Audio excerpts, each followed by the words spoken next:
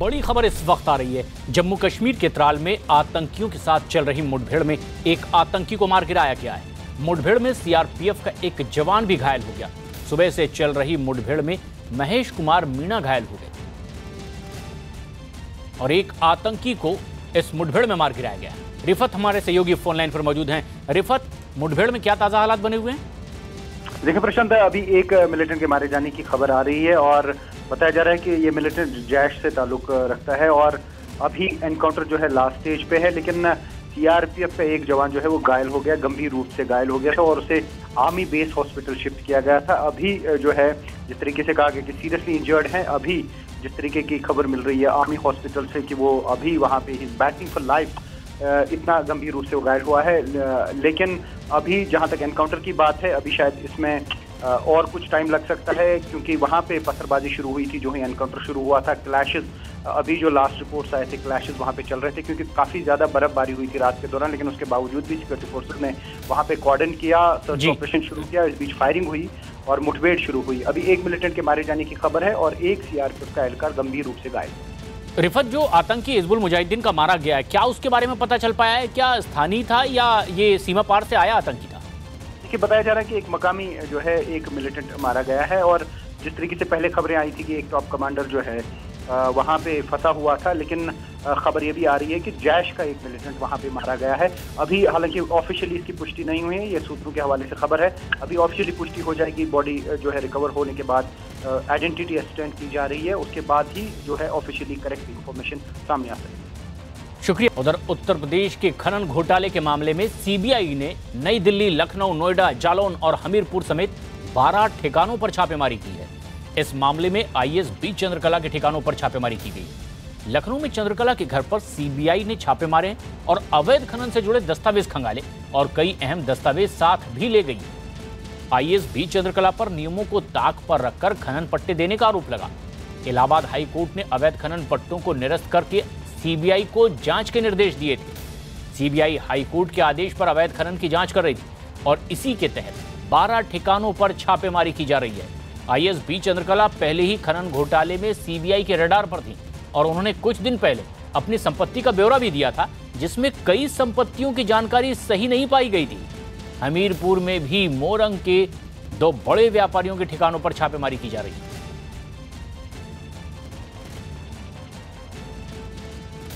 ये एक बड़ी खबर है। सीबीआई की छापेमारी लगातार जारी है।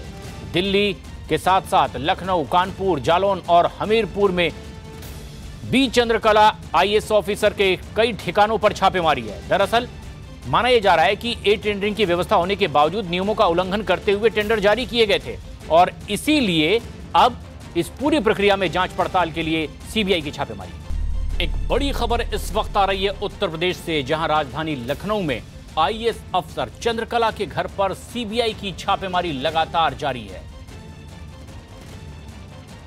आईएएस चंद्रकला के घर पर लगातार छापेमारी सीबीआई की। हमारे सहयोगी राजीव इस वक्त फोन लाइन पर मौजूद हैं। राजीव, आखिर किस आशंका के मद्देनजर ये छापेमारी हो रही है? देखिए, बीते सपा सरकार में हमीरपुर में अवैध खनन का मामला सामने आया था, जिसमें तत्कालीन जिलाधिकारी बी चंद्रकला पे ये आरोप था कि नियम कानून को ताक में रखकर उन्होंने कई ऐसे टेंडर दिए थे जिसको हाईकोर्ट में जब इसके खिलाफ याचिका दायर की गई तो हाईकोर्ट ने उन सभी अवैध रूप से जारी किए गए टेंडरों को रद्द कर दिया था और सीबीआई को आदेश दिया था कि इस मामले की जांच कराई जाए। उसी के आधार पर जब सीबीआई ने जांच किया तो प्रथम दृष्टया बी चंद्रकला और तत्कालिक अधिकारी संध्या तिवारी व भवनाथ की भी भूमिका संदिग्ध रूप से पाई गई थी और ये प्रथम दृष्टया आरोप साबित हुए थे कि निश्चित रूप से उस मामले में नियम कानून को ताक में रखकर टेंडर जारी किए गए थे, क्योंकि उस वक्त जो टेंडर की व्यवस्था थी वो ई टेंडरिंग के जरिए देने की थी, लेकिन इन लोगों को उसको दरकिनार कर अपने चहेतों को टेंडर दिए थे। ऐसे में सीबीआई ने इस वक्त राजधानी लखनऊ के सफायर अपार्टमेंट में उनके 101 नंबर फ्लैट पर छापा डाला है और जो अधिकारी हैं वो अंदर लगातार अवैध खनन से जुड़े दस्तावेजों को खंगाल रहे हैं। उन्हें उम्मीद है कि इस फ्लैट से कुछ अहम दस्तावेज मिल सकते हैं, जिसके आधार पर जो बी चंद्रकला के ऊपर आरोप लगा है अवैध खनन में शामिल होने का, उसकी पुष्टि हो सकती है। तो कुल मिलाकर अगर देखा जाए तो ये एक बड़ी छापेमारी है। ऐसे में अवैध खनन से जुड़े जो भी अधिकारी हैं उनमें हड़कंप मच गया है, क्योंकि अभी इस मामले में कई तमाम IAS अफसर, नेता और सफेद पोस्ट लोग शामिल रहे हैं। तो ये एक सीबीआई की बड़ी रेड मानी जा रही है। राजीव, लेकिन इस तरह का आरोप कुछ और अधिकारियों पर भी लगा था, लेकिन ये छापेमारी क्या सिर्फ चंद्रकला के ठिकानों पर ही हो रही है या उन आरोपी अधिकारियों पर भी?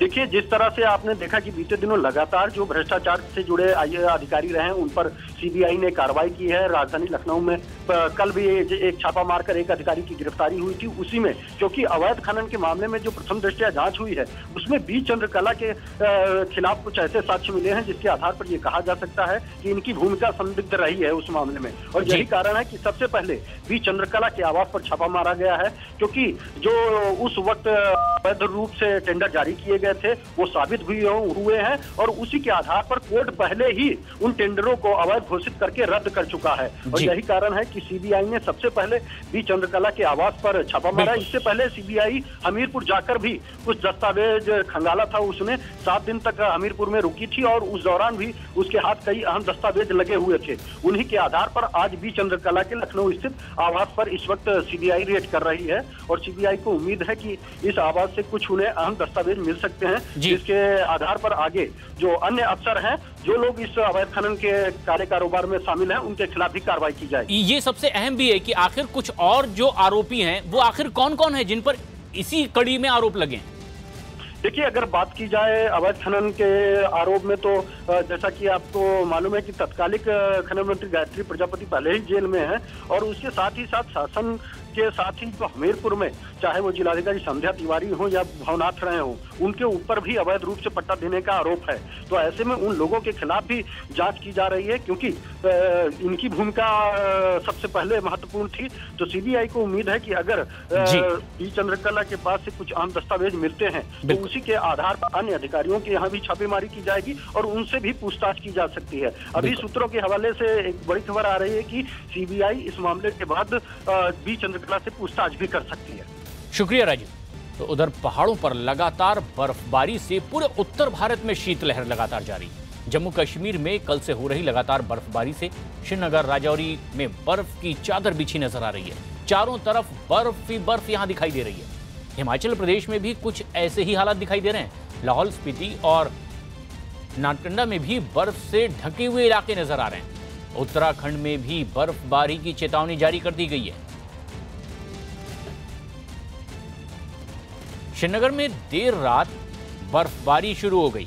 बर्फबारी से घाटी में बर्फ की सफेद चादर बिछी नजर आने लगी। इलाके में कई रास्ते भी इसकी वजह से बंद हो गए, जबकि कई गाड़ियां बर्फ से ढकी हुई नजर आई जो रास्ते में ही थम गई। बर्फबारी की वजह से कुछ इलाकों में बिजली की सप्लाई में भी रुकावट हो रही है, जबकि कई जगह पानी की पाइपलाइन भी जम चुकी है। और ये तस्वीरें ये भी बयां करने के लिए काफी है कि जनजीवन पर इसका किस तरह से असर पड़ा है। लगातार बर्फबारी से सैलानी तो खुश हैं, लेकिन यातायात पर भी इसका बुरा असर पड़ा है। जो सैलानी रास्ते में हैं, उनकी गाड़ियां रास्ते में ही रुक गई है। लेकिन मुसीबतें लोगों की इसलिए भी बढ़ गई क्योंकि पाइप में बहता पानी भी जम चुका है। ऐसे में जबकि गाड़ियां रास्ते में थम गई है, बर्फ की वजह से यातायात भी बुरी तरह से प्रभावित हुआ है। जम्मू कश्मीर में कई अहम इलाकों में इसी तरह से बर्फबारी जारी है। श्रीनगर के साथ साथ सभी जगहों पे कल से लगातार बर्फबारी हुई। और अगर श्रीनगर की बात करें तो यहाँ पे कल शाम से जो बर्फबारी है रुक रुक कर रात भर होती रही, और अभी आप देख रहे हैं कि यहाँ पे जो बर्फ़ है कितनी जमा हो चुकी है, और लोग यहाँ पे काफ़ी इस बर्फ़ को एंजॉय कर रहे हैं। और अगर हम बात करें जो यहाँ पे यंगस्टर्स है, कई यंगस्टर्स के लिए श्रीनगर में ये बर्फबारी ज़िंदगी की पहली बर्फबारी ऐसी है जो उन्होंने इतना बर्फ़ देखी होगी। और वही हमने जब बात की लोगों से तो उन्होंने ये कहा कि वो खुश है कि इस तरह की बर्फबारी हुई है, क्योंकि आने वाले सीज़न के लिए ये काफ़ी फ़ायदेमंद है। अगर हम बात करें यहाँ पे जो गर्मियों के महीने में बिजली और पानी की प्रॉब्लम रहती है, उससे छुटकारा मिल सकता है। जो अभी बर्फबारी अच्छी होती है क्योंकि पहाड़ों पे जब बर्फ़ गिरेगी तो वो काफ़ी देर तक जमी रहेगी और उसके बाद गर्मियों के महीने में यहाँ पे जो बिजली और पानी की प्रॉब्लम्स रहती है उससे दो चार नहीं होना पड़ेगा लोगों को। और वहीं अगर बात करें इस वक्त जो बर्फबारी हो रही है इस साल, हालांकि नवंबर के पहले हफ्ते में ही बर्फबारी हुई थी और जिसके बाद यहाँ पे टूरिस्ट का आना लगातार जारी है। और अब जबकि बर्फबारी अच्छी खासी हुई और गुलमर्ग की बात हम करें जो वर्ल्ड रिनाउंड स्की डेस्टिनेशन है वहाँ पे भी काफ़ी बर्फबारी हुई है और वहाँ स्की लवर जो है वो काफ़ी एंजॉय कर रहे हैं।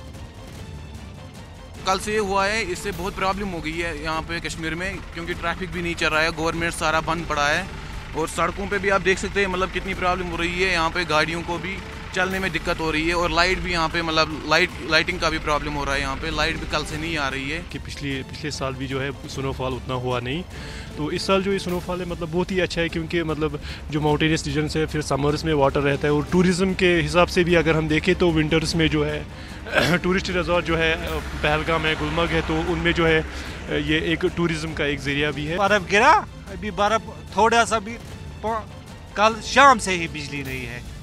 हाँ, और सड़कों पे मेन सड़कों पे इन्होंने बर्फ़ उठाया मगर जो अंदर के गलियां हैं उन पर बर्फ़ 9 इंच है।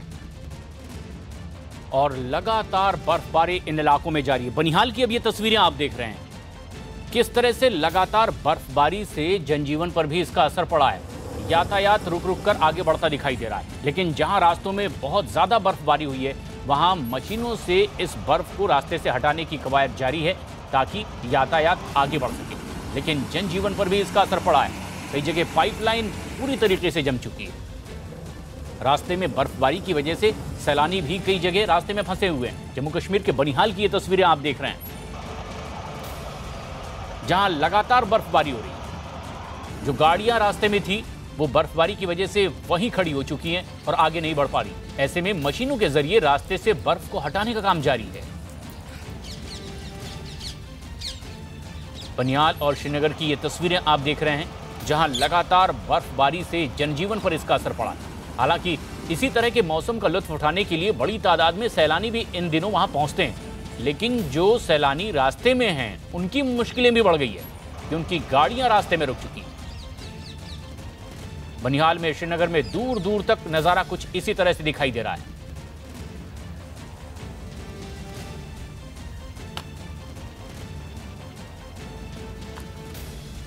पूरा इलाका ऐसे नजर आता है जैसे बर्फ की चादर से इस इलाके को ढांक दिया गया।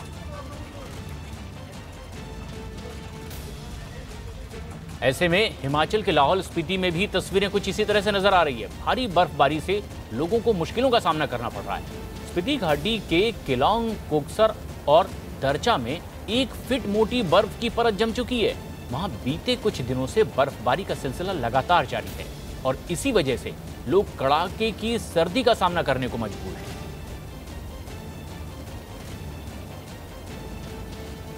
केलोंग की ये तस्वीरें, जहां पर पहाड़ बर्फ की चादर से ढके नजर आ रहे हैं, जनजीवन पर भी बुरा असर है। ऐसे में सैलानी तो इस जगह पहुंच रहे हैं, लेकिन स्थानीय लोगों को काफी मुश्किलों का सामना करना पड़ रहा है। केलोंग और कोकसर की ये तस्वीरें आप देख रहे हैं, जहां तकरीबन 1 फीट तक बर्फ जमी हुई थी और फिर इन्हें हटाने की कवायद जारी है।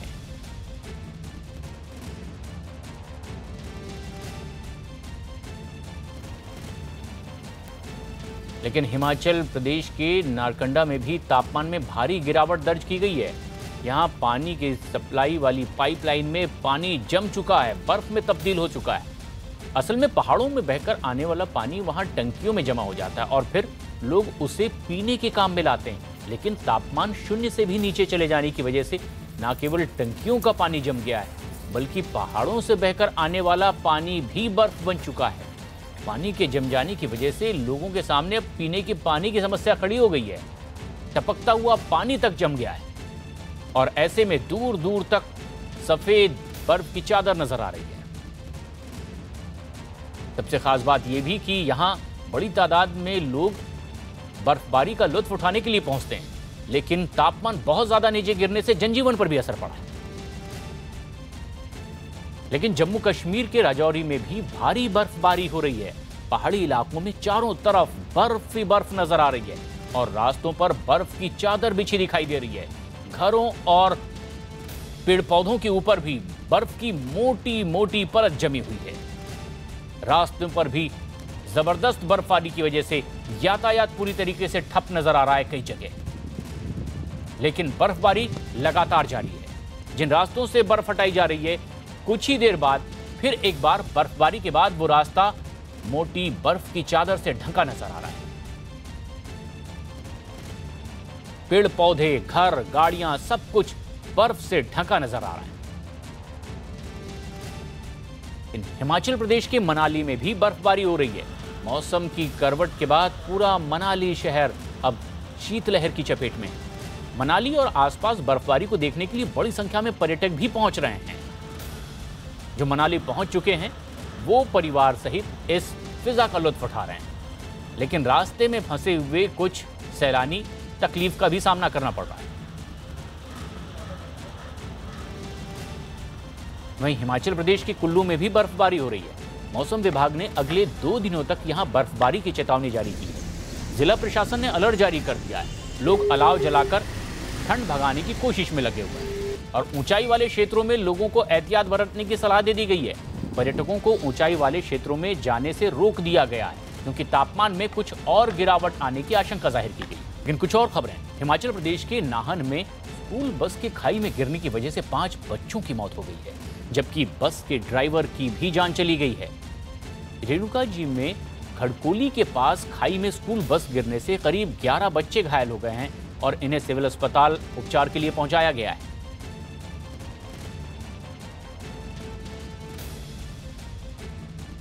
लेकिन पहाड़ों में हो रही बर्फबारी का असर मैदानी इलाकों में भी साफ तौर पर दिखाई दे रहा है। राजधानी दिल्ली में लोग कड़ाके की ठंड के साथ सुबह घने कोहरे का डबल टॉर्चर झेलने को मजबूर हैं।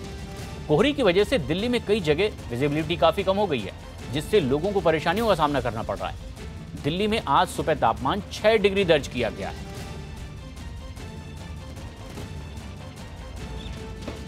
राजधानी दिल्ली आज भी कोहरे की चादर में ढका हुआ है। इस वक्त मैं ISBT पर मौजूद हूं, जहां अगर आप तस्वीरों में देखें तो घना कोहरा छाया हुआ है। इस वक्त यहां का टेम्परेचर 60 डिग्री सेल्सियस है, वहीं AQI 369 है। मौसम विभाग द्वारा ऐसी अनुमान लगाया जा रहा है कि आने वाले 3 दिनों तक बारिश की संभावनाएं बढ़ सकती हैं। आज यानी शनिवार को हल्की बारिश हो सकती है, वहीं रविवार को मध्यम बारिश हो सकती है और सोमवार को भी बारिश होने की संभावनाएं जताई जा रही हैं। फिलहाल स्थिति वही बनी हुई है और प्रदूषण भी लगातार बढ़ता जा रहा है। वीडियो जर्नलिस्ट प्रदीप प्रधान के साथ Anjali Gupta, news 18 India, Delhi. Delhi NCR में प्रदूषण का स्तर लगातार बढ़ता जा रहा है और इस वक्त मैं खड़ा हूं राजधानी दिल्ली के एंट्रेंस पर। नोएडा से यहां से एंट्री ली जाती है, ये टोल प्लाजा है और इसके पीछे अगर आप एक देखेंगे तो आपको एक लंबी लाइन दिखेगी और बड़ी संख्या में ट्रक यहां पर खड़े हैं और बताया जा रहा है कि पर्यावरण प्रदूषण नियंत्रण प्राधिकरण ने 24 घंटे के लिए इन ट्रकों को बैन किया है। ये दिल्ली में एंट्री नहीं कर सकते। इसकी वजह से जो ट्रक ड्राइवर हैं उनको काफ़ी परेशानियां हो रही हैं और वो यहीं पर खड़े हैं और रात से उनको यहाँ खड़ा होना पड़ रहा है। सर, आप कब से यहाँ पर खड़े हैं? हाँ, यहाँ 12 घंटे हो गए साहब खड़े खड़े। आपको क्या कहा गया? आपको किस तरीके की परेशानियाँ हो रही हैं? तो परेशानियाँ ना कहीं कोई खाना पीने का व्यवस्था है, ना कोई आने जाने की। किसान आदमी है, सब मंडी जा रहे हैं, सब न लेटर पेशाब की कोई व्यवस्था ही नहीं, एक चौड़े में खड़े हुए हैं। किस तरीके की दिक्कतें आ रही हैं आपको? टॉयलेट वगैरह की कोई भी सब दिक्कत ही है। सरकार का कहना है कि पॉल्यूशन की वजह से ट्रकों से पॉल्यूशन बढ़ता है, इसलिए एंट्री पर बैन लगाया गया है। तो सर पहले से ही मना करना था, उधर से क्यों बुला लिया? सारी रात पड़े हो गए, ठंड के मारे से मर रहे हैं। कपड़े भी लेके हो जाएगा साहब। ये बताइए 24 घंटे में बंद करने से क्या पॉल्यूशन खत्म हो जाएगा? आप क्या कहना चाहते हैं सर? हम ये कहना चाहते हैं और भी गाड़ियाँ सब्जी की और दूध की गाड़ियाँ वो भी बंद की जाए। वो क्यों एंट्री हो रही है? पैसे लेके उन्हें निकाल रहे हैं और किसान लोग हैं, हम धान लेके मंडी जा रहे हैं साहब। और अब झारखंड के पलामू आपको लिए चलते हैं, जहां पर प्रधानमंत्री नरेंद्र मोदी एक रैली को संबोधित कर रहे हैं। एक चौकीदार ने काम करना चाहिए कि नहीं करना चाहिए?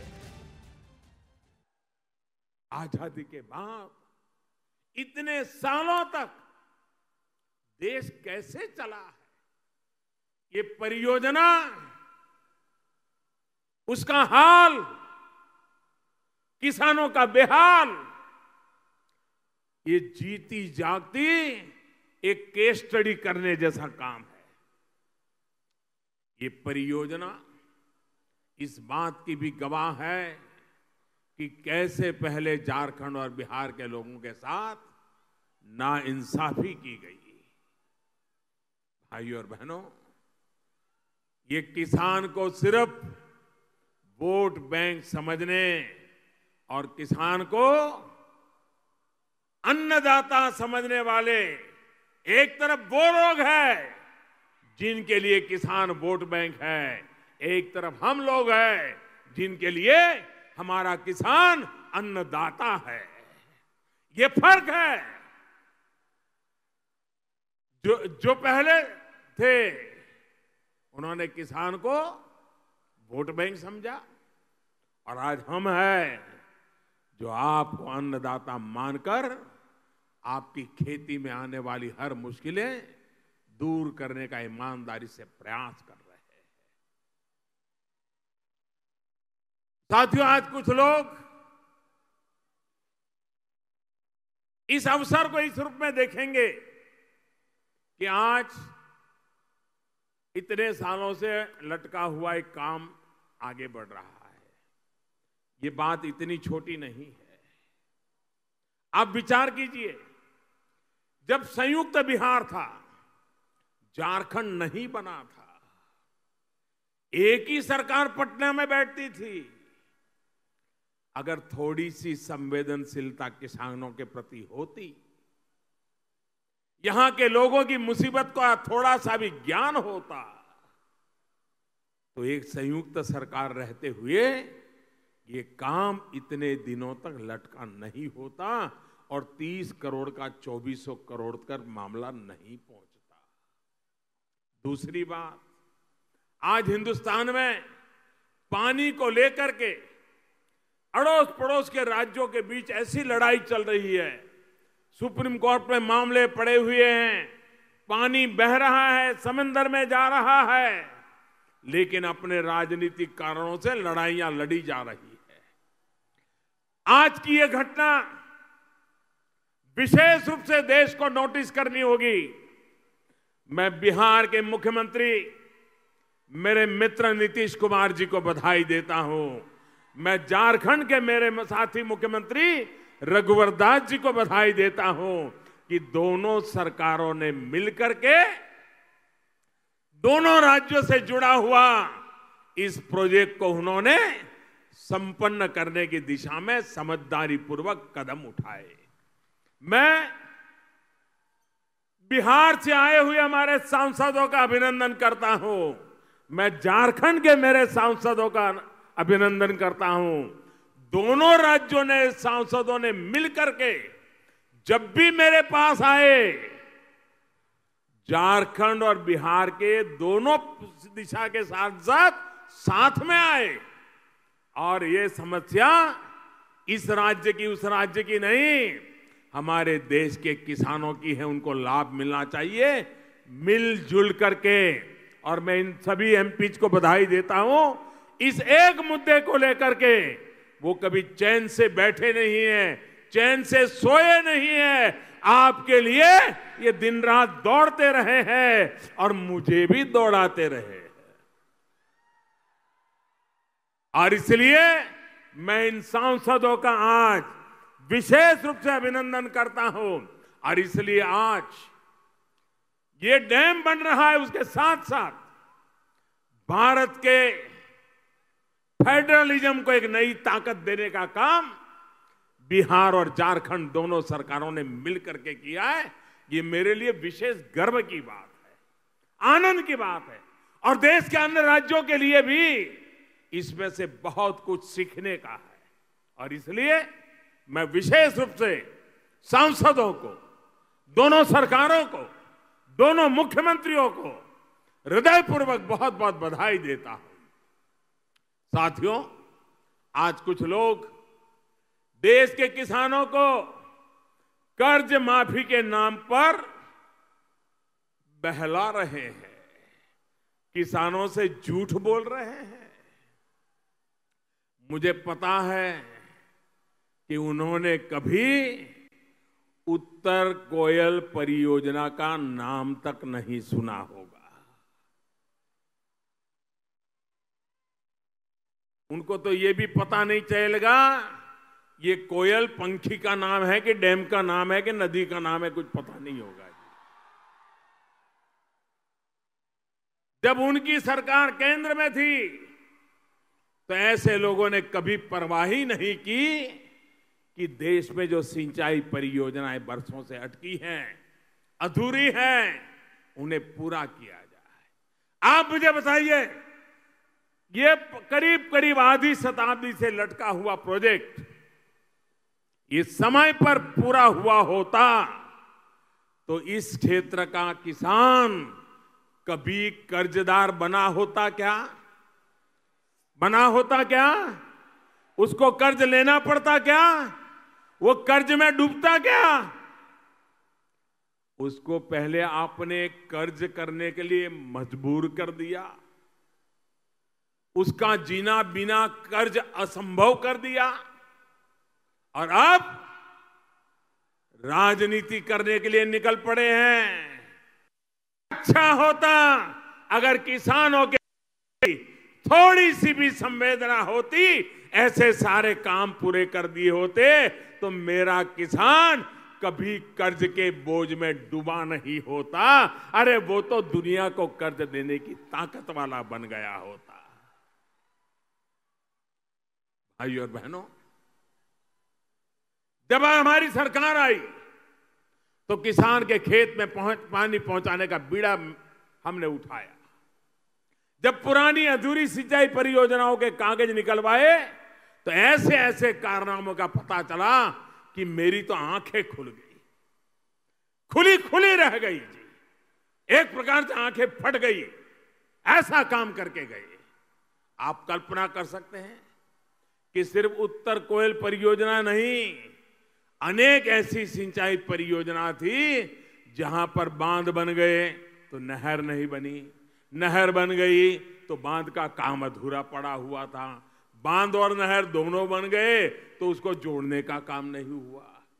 ऐसा कोई परवाह ही नहीं, पैसे गए तो गए, जमीन गई तो गई, किसान मर रहा है तो मर रहा है, यही काम करते रहे जी। किसानों के साथ, देश की सिंचाई परियोजना के साथ इस तरह का अन्याय किया जा रहा है।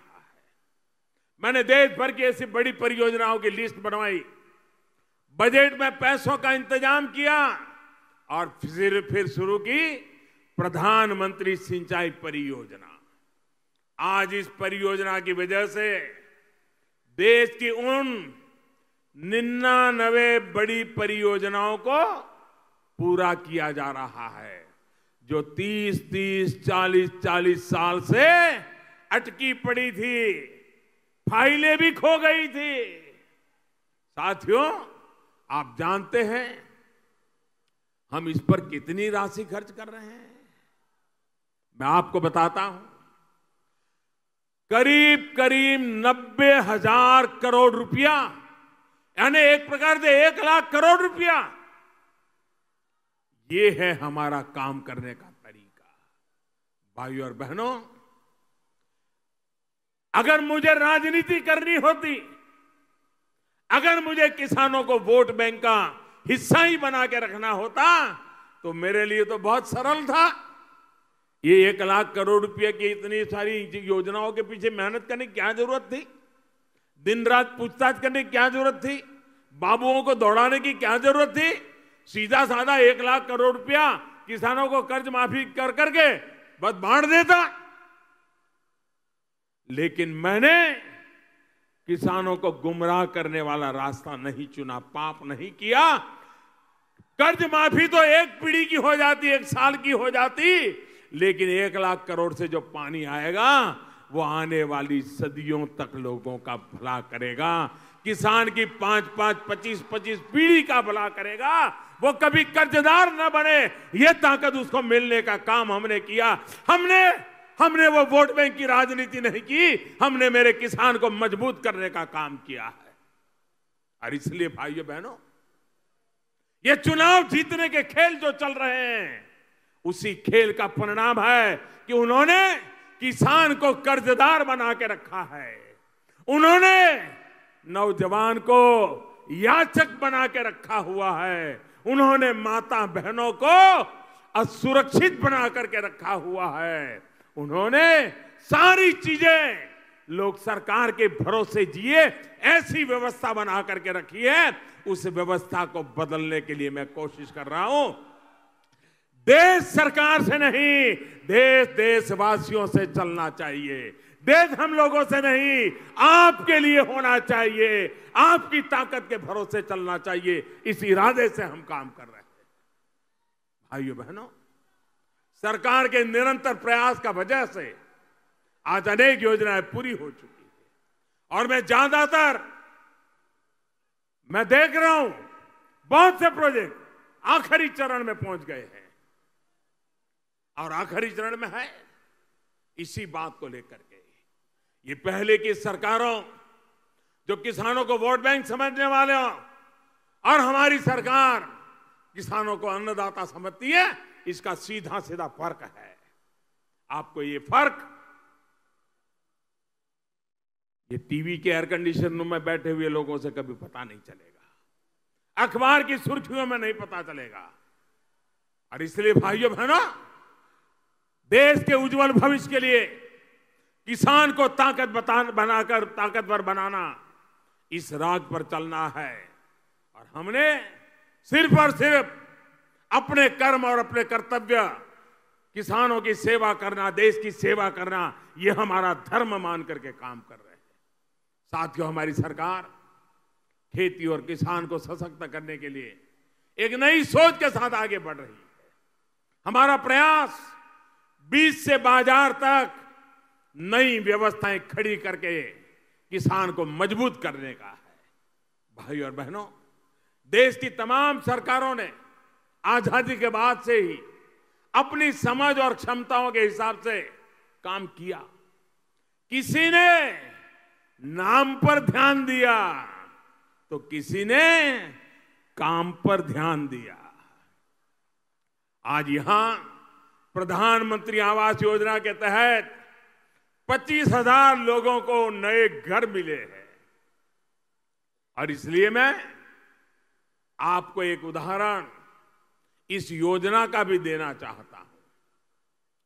साथियों, 4.5 वर्ष पहले जब भारतीय जनता पार्टी की सरकार को आप सभी ने अवसर दिया था, तो हमने देश के गरीबों से, बेघरों से एक वायदा किया था। वायदा ये कि 2022 तक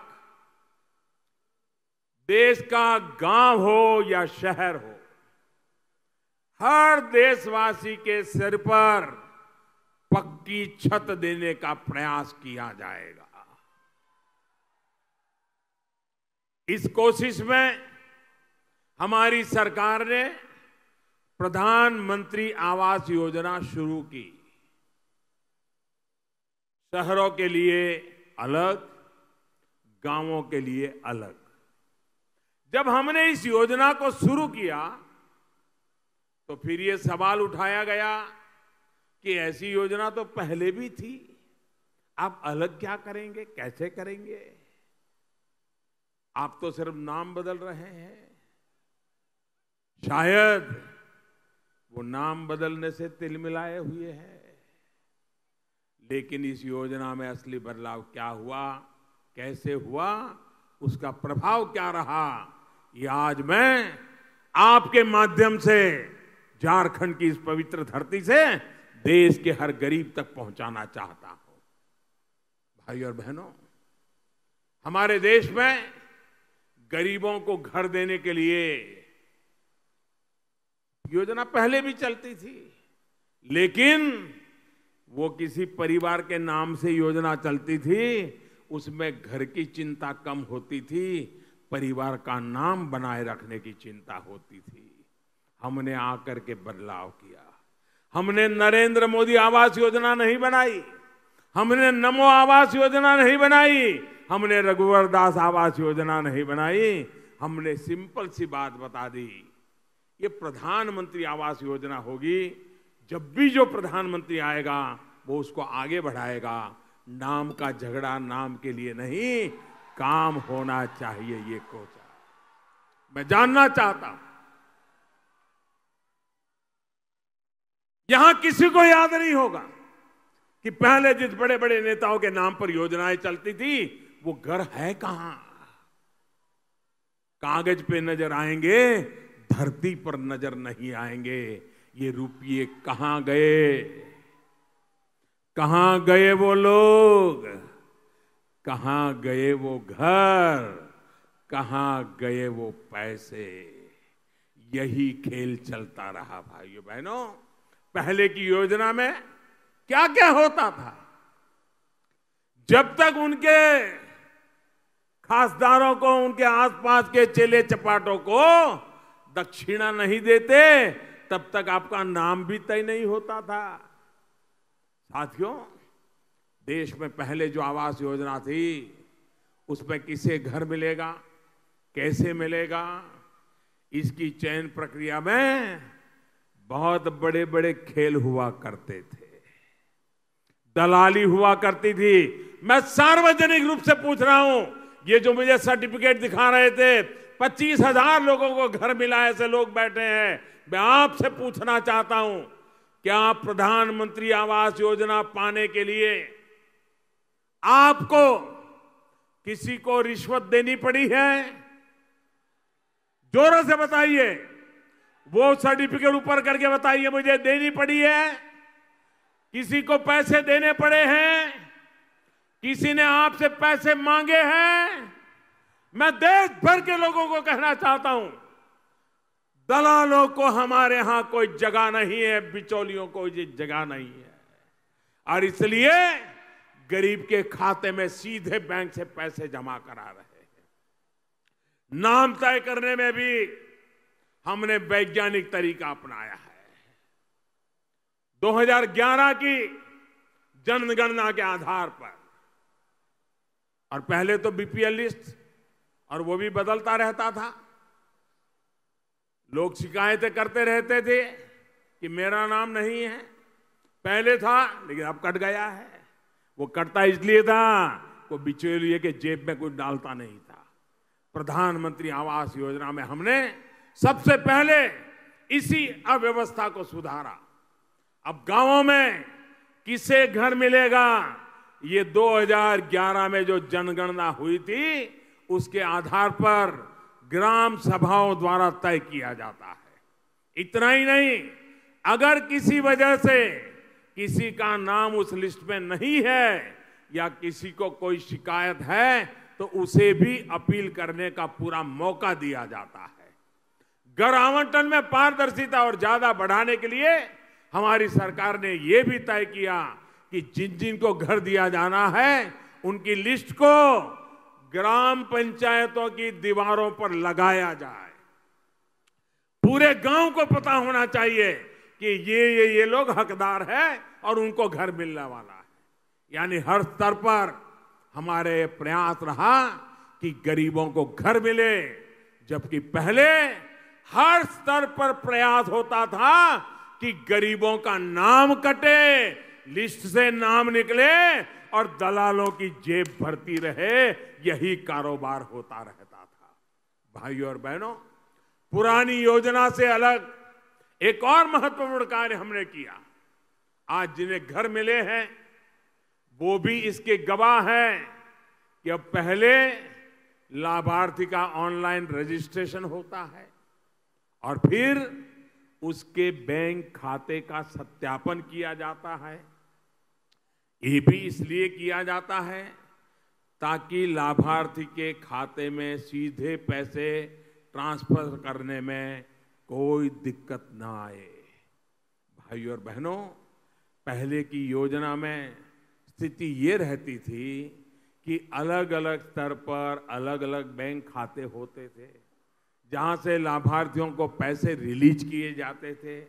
इस वजह से अक्सर उनका पैसा अटक जाता था। अब हमने राज्य स्तर पर सिर्फ एक खाता बना दिया है जहां से सारे लाभार्थियों को पैसे ट्रांसफर किए जाते हैं। यानी घर पाने वालों की एक और दिक्कत को दूर करने का हमने प्रयास किया। अब आते हैं घर निर्माण की मॉनिटरिंग पर। पहले की योजना में किस तरह के घर बनते थे आपने भी देखा होगा। उनकी ऐसी बुरी हालत रहती थी कि लोग घर मिलने के बाद भी उसमें जाने के लिए तैयार नहीं होते थे। ये स्थिति इसलिए थी क्योंकि की योजनाओं में मॉनिटरिंग की का कोई उचित तरीका ही नहीं था। प्रधानमंत्री आवास योजना के तहत बनने वाले घरों की क्वालिटी पर नजर रखने के लिए हमने नई व्यवस्था विकसित की। अब जो घर बनते हैं उनमें निर्माण के दौरान 3 अलग अलग स्तरों पर फोटो ली जाती है, उसकी जियो टैगिंग की जाती है, यानी किस तारीख को फोटो ली, कहां पर ली, ये सारी जानकारी सही तरीके से जमा की जाती है। इतना ही नहीं, सरकार ने जो व्यवस्था बनाई है उसमें ये भी इंतजाम किया है कि इन फोटो को कोई भी देख सकता है। भाई और बहनों, पहले जो घर मिलते थे उसमें सिर्फ खाली 4 दीवारें होती थी। अब जो घर मिल रहे हैं उसमें तमाम मूल सुविधाएं हैं जो एक परिवार के लिए जरूरी होती है।